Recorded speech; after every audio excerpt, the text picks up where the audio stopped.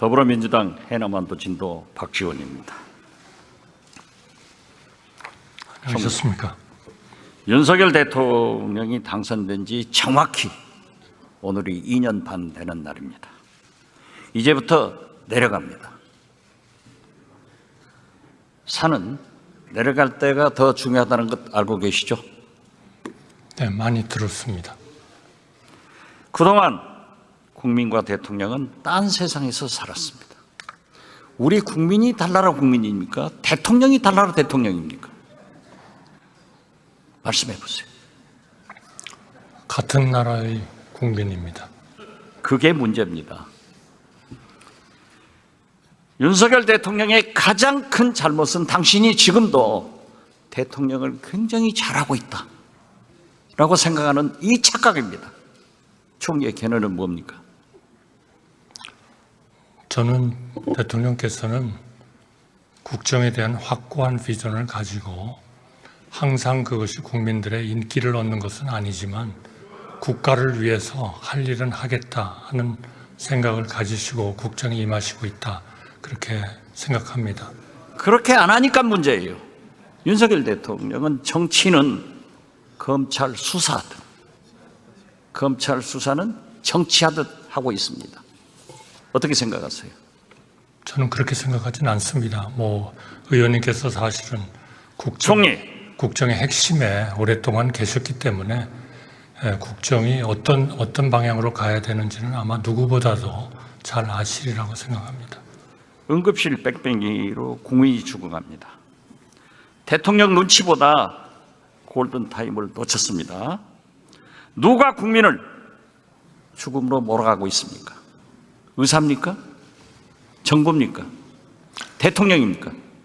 저는 의료계와 또 과거의 정부들, 왜냐하면 힘들고 어렵기 때문에 그 어려운 결정을 안 하셨던 정부들에게도 책임이 있다, 이렇게 생각합니다. 하나만 말씀드리면 2019년 2월 6일 연합뉴스에 난 거를 보면 설 연휴 근무 중 중앙응급의료센터 장이 별세를 했어요. 됐습니다. 그리고 응급실 됐어요. 뺑뺑이. 누가 살인자입니까? 살인자는 없죠. 그런데 국민은 죽어가지 않습니까? 그러나 이러한 의료계 뺑뺑이는 10년 전서부터 엄청나게 있었습니다. 바로 그렇기 때문에 그대로는 못 갑니다. 우리가 2000년도에 의료 파업이 6번이나 있었지만 응급실, 중증 환자실 이런 데는 다 의사들이 지켰습니다. 그러나 이 모양 이 꼴은 아니었어요. 아닙니다.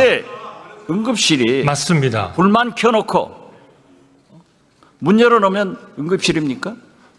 의원님, 이건 24시간 문 열고 불 켜놓는 편의점이 아니에요.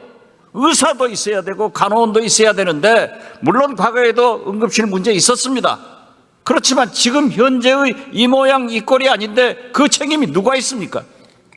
지금 의원님께서 걱정하시는 걱정에는 충분히 공감하고, 그럼 총리는 걱정 안 하세요?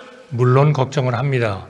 우리 모두 힘을 합쳐서 이 문제를 잘 해결하고 지속 가능한 우리의 최고의 의료 시스템을 만들도록 우리 모두 힘을 합쳐야 됩니다. 지금 누가 누구를 손가락질하고 글쎄, 누가 누구의 책임이라고 얘기하고 그런 것은 아니라고 생각합니다. 전화를 걸 정도면 응급실 안 가도 된다.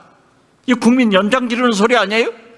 어떻게 이런 사람들이 윤석열 정부의 중책을 맡고 있느냐, 이걸 말씀드리는 거예요. 의원님, 동아일보 23년 3월 28일 서울 한복판에서 응급실 찾아 표류 75분간 병원 26곳 전화, 이런 일들이 일어나고 있었습니다. 이 얘기는 우리가 정말 여야 말씀하셨으니까 천광암 칼럼 보셨어요? 네. 나라가 망해가고 있어요. 저는 그렇게 생각하지 않습니다. 자, 의원님의 걱정과 충정, 국가에 대한 애국심은 제가 잘합니다. 군의관 파견하면 다 해결됩니까? 군의관 받지도 않고 돌아가고, 그러니까 처벌한다? 이제 아니다? 이게 응급실 대책입니까? 처벌은 잘못 전달이 됐다고 이미 설명을 했고요. 지금 군의관하고 어떻게 배치를 하면 가장 좋은지를 논의를 하고 있습니다. 이것은 의원님께서 아셨던 2000년 의학 분업 시 우리 정부가 했었던 그러한 좋은 그러한 지금 전례를 저희가 밟고 잘 해결하도록 우리 여야가 협조를 해야 된다고 생각합니다. 누가 누구를 손가락질할 때가 아닙니다. 총리, 우리 대한민국 권력 서열 1위가 누구입니까? 네, 권력 서열 1위가 누구입니까? 죄송합니다. 우리나라에서요? 우리나라에서. 글쎄요. 우리나라의 민주공화국의 권력서의 1위라는 게 있을까요? 그런데 우리 국민들, 모두 다 국민들을 위해서 우리 국민들은 네. 김건희 대통령, 윤석열 영부남 하면서 권력 서열 1위가 김건희라는 소리가 들려오는데 총리는 아직 못 듣고 있어요? 저는 그거는 완전한 가짜 뉴스고 선동입니다. 국정 도도처처에서 김건희 여사 그림자가 어른거립니다. 왜 김건희 여사 앞에만 쓰면은 여당도 검찰도 경찰도 권익위도 방통위도 감사원도 자가만 집니까? 왜 자가만 집니까? 대통령께서 여사만 싸고 돌고 있기 때문 아니겠습니까, 여러분?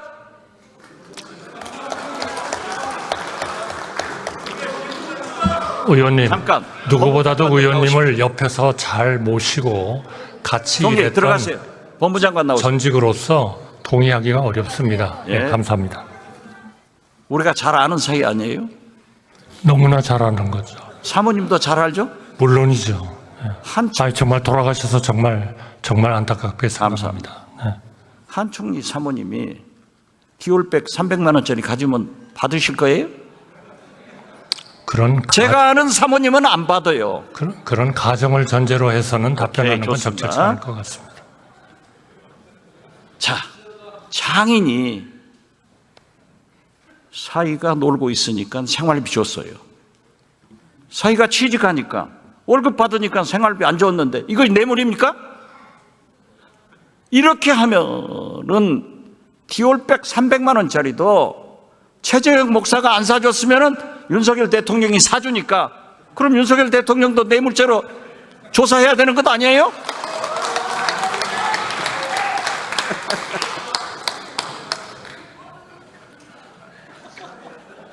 저는 의원님과 저는 그런 얘기를 할 정도의 관계는 아니라고 생각합니다. 네. 그렇게 말씀하셔야 총리 오래 하십니다. 아니 제가 존경하지 않습니까 의원님을. 한덕수 경제수석 비서실장님 하셨잖아요. 제가 비서실장 했잖아요. 제가 추천해서 오셨잖아요. 우리가 김대중 대통령 모시면서 IMF 외환위기도 극복해봤고 그 경제수석 때 스크린 쿼터 얼마나 소신 있게 반대했어요. 왜 지금은 말씀 못 하십니까?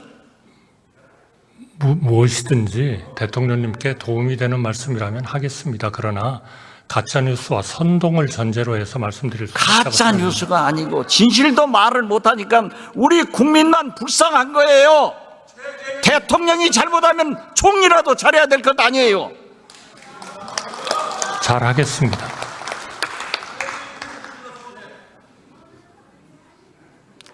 대통령께서는 자본하는 물가, 은행 금리, 의료 대란은 못 잡고 이재명, 민주당, 문재인 전 대통령 때려잡는 데만 금메달 따서 되겠어요?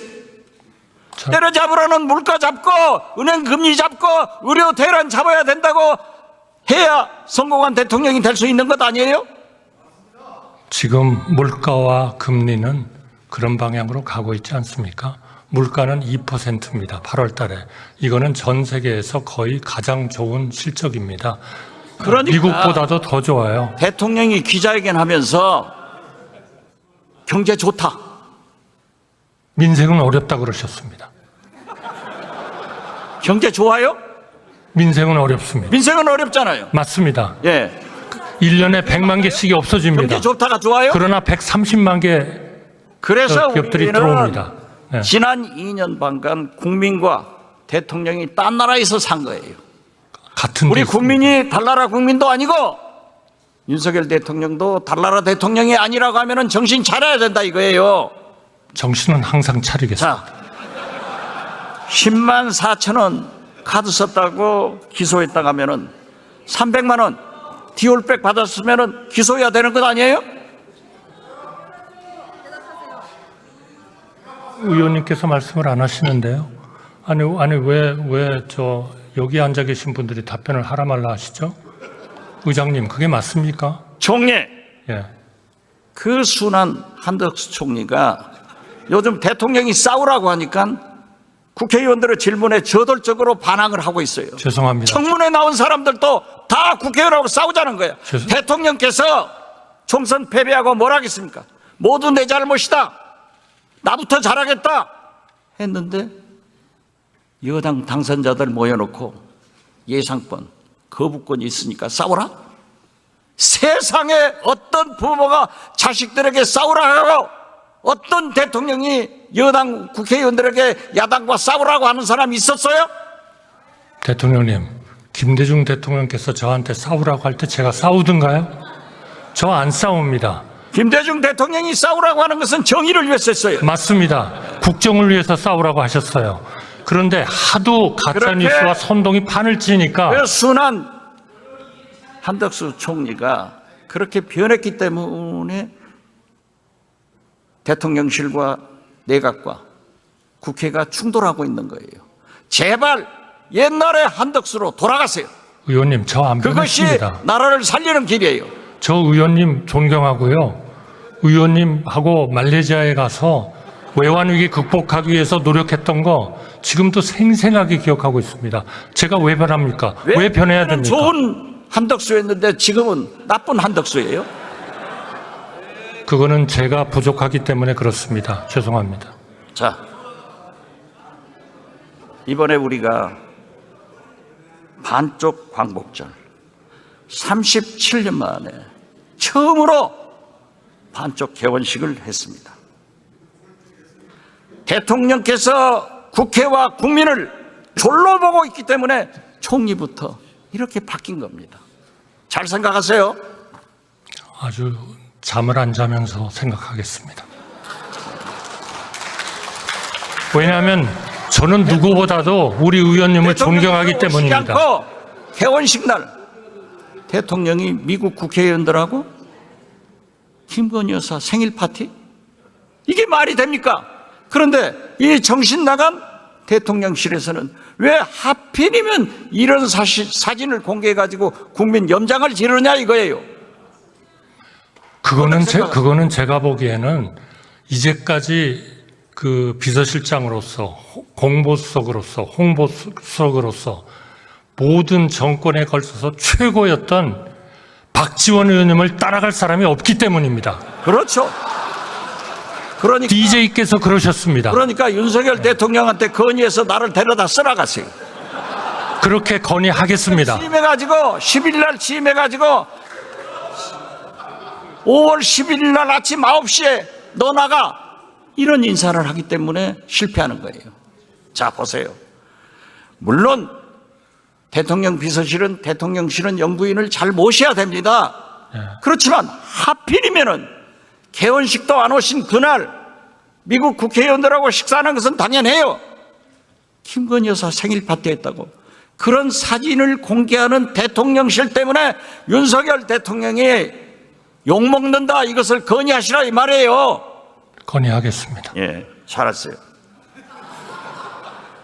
잠깐 쉬세요 또.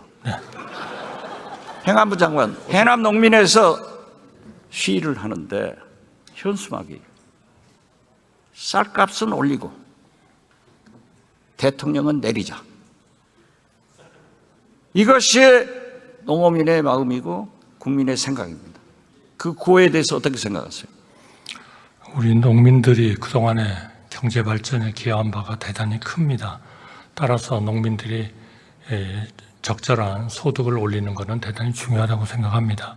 의원님께서 잘 아시다시피 그러나 그 방법을 우리가 소비는 줄고 공급은 상당한 공급을 하는 이 기본적인 것을 조금 시장에 의한 수요 공급을 함으로써 우선 좀 해야 되겠다. 그러나 가끔 국가가 필요한 경우에 개입을 해서 그 가격이 너무 떨어지지 않도록 이렇게 해야 된다. 저는 그렇게 생각합니다. 다만 상시적으로 일정한 가격을 보장해라.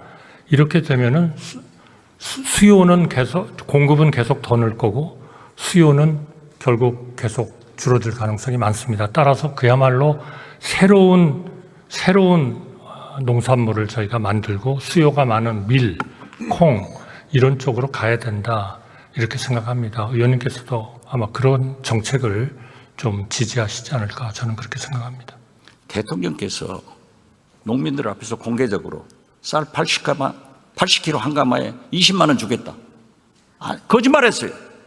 그래서 저는 총리 있게 말씀드립니다. 대한민국에서는 딱 두 분만 바뀌면은 잘 삽니다. 윤석열 대통령과 김건희 여사가 바뀌어야 국민도 편안하고, 만약 바뀌지 않으면 국민도 불행하고 나라도 망하고 대통령 내부는 험한 꼴 당한다. 이 말씀 드리면서 들어가시죠.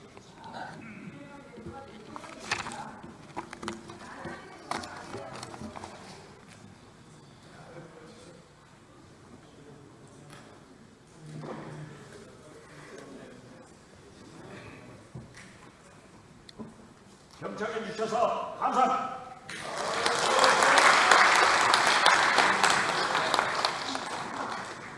잠시 주목해 주시기 바랍니다. 구독자분들에게 특별한 선물을 준비했는데요. 제가 항상 여러분들께 강조드리는 말씀이 있습니다. 이슈와 뉴스만 꾸준히 챙겨보셔도 충분히 돈을 벌 수 있다고 말씀드리는데요. 여기 보이시는 채널의 영상을 보시면 어떤 생각이 드시나요? 그냥 눈에 보이시는 뉴스와 영상만 보시고 아무 생각이 없으신가요? 그렇다면 저는 잘못된 것이라고 말씀드리고 싶습니다. 그 이유가 무엇이냐면 제가 8월 초에 뭐라고 말씀드렸나요? 지금은 바이오에 관심을 가져야 한다라고 뉴스만 보고 넘기지 마시고 투자를 직접적으로 생각해봐야 한다고 말씀드렸는데요. 이런 썸네일들과 영상을 통해서 충분히 구독자님들께도 전달이 되셨을 겁니다. 이런 바이오 이슈가 되었을 때 부자들은 어떻게 생각할까요? 바이오 관련주는 무엇이 있는지, 어떤 종목이 가장 좋을지, 어디에 투자해야 돈이 몰릴 수 있는지 자연스럽게 생각한다고 말씀드렸습니다. 지난번에 구독자분과 함께하는 주식으로 수익 내기를 진행했었는데요. 100% 무료로 진행을 했고 이 사진을 보시면 아시겠지만 구독이라는 문자 메시지를 남겨주신 모든 시청자분들께 이렇게 바이오 관련주 중에 가장 급등할 확률이 높은 한 종목을 드렸습니다.